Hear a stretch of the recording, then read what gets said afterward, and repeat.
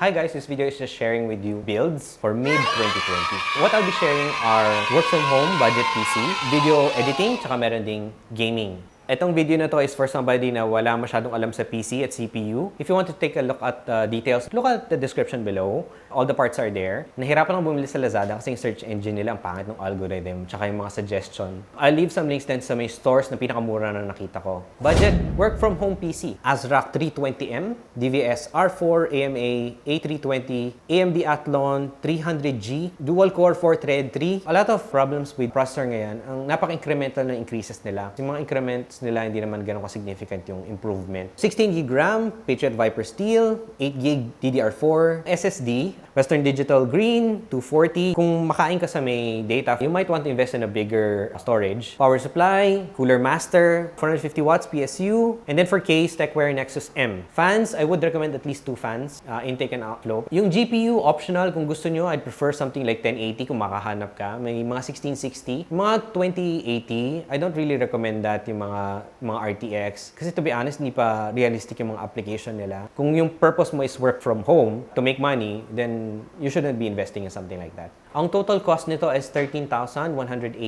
Yes, 13,000 lang for budget gaming PC. As of last price check. Budget gaming PCs, Asus Prime, Ryzen 3300X, Patriot Steel Viper Steel CL16, GPU Galax 1660, storage 250, 500, depending na kung gaano kadaming games meron ka. Data is fine. SanDisk is fine. Actually, I am using SanDisk personally. Kasi alam ko naman na disposable yun eh. Kailangan mo lang ikunin yung Steam save games mo. I-upload mo lang. Storage 2, kung WDC Blue hard disk drive. Asay na kung anong size ang gusto mo. Power supply, Cooler Master 450, 80 plus white. Same case, Nexus Nextware M. Fans, it's up to you. Kung gusto mo makapagtipid pa, pwede mong gawin yung Asus 320M. Pero ako personally, if I was gonna build something, probably, I'd still go for the 320. So yung total price naman, 37,500.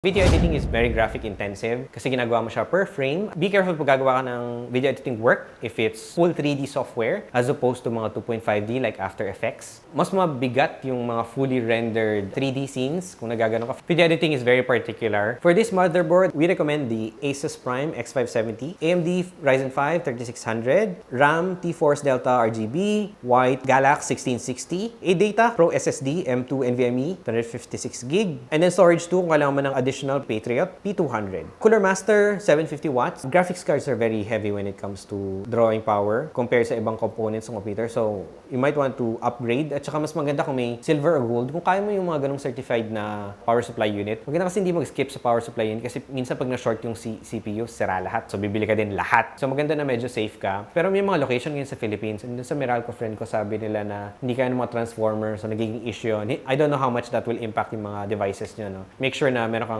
redundancy. Kung video editing work mo at work from home, have some redundancy. Maganda din i-upgrade yung PSU mo kung kaya mo. Kung modular, ganyan, para madaling i-swap out. Tecware Nexus Evo TG 80X White. Itong buong case na to is actually white build. Pag video editing, very important ang color accuracy. So, Pantone or Adobe, Spectrum, kung kukuha niya lahat yon, then probably ka lang bumili ng calibrator.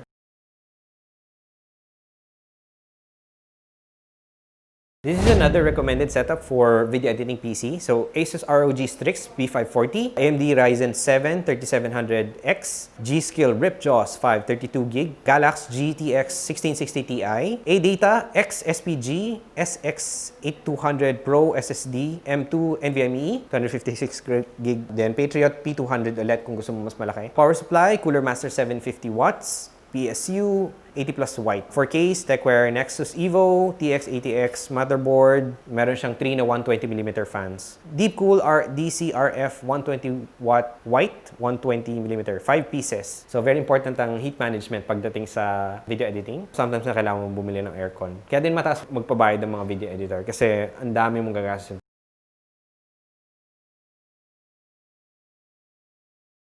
That's it. I don't want to complicate it. Just be careful dun sa dual lane. Kung bibili kayo ng RAM, I still recommend dual lane. So pag sinabing dual lane, kung 4 na slot, yung dalawang alternate lalagyan mo. Pag single lane na 16 slot, mas maganda yung ganito kasi usually, mas nakaka-benefit yung performance ng PC mo sa dual lane. Kunwari, instead na bibili ka ng isang 8GB, dalawang 4GB. And I still recommend everything higher than 8GB kasi ang minimum requirement ni Windows is 4 and then 8 is recommended pero I still want you to stick with the recommended kasi it's usually higher than that. If you use a graphics-intensive program, then kakain pa nun. And we know, Chrome eats a lot. Keyboard and mouse, just get any generic keyboard and mouse. Unless siguro gaming or video editing na may particular need ka na kailangan mo ng macro buttons. I'm very particular on macro buttons sa keyboard, not really on the mouse. Pero if you want something, madami namang macro programmable. Ako personally, I like blue key switches. But preference na yun ng mga tao, which key switches they want. For monitor, of course, depende na yun sa need mo. Kung wala namang color-intensive work, then any monitor should be fine as long as it suits your purpose and your budget. Kasi baka napakaganda nga, may hindi cash sa budget mo. I hope this video was helpful for you. Thank you for watching. Disclaimer, this was not constructed by me. This was done by my friend Carlos. So I'll link his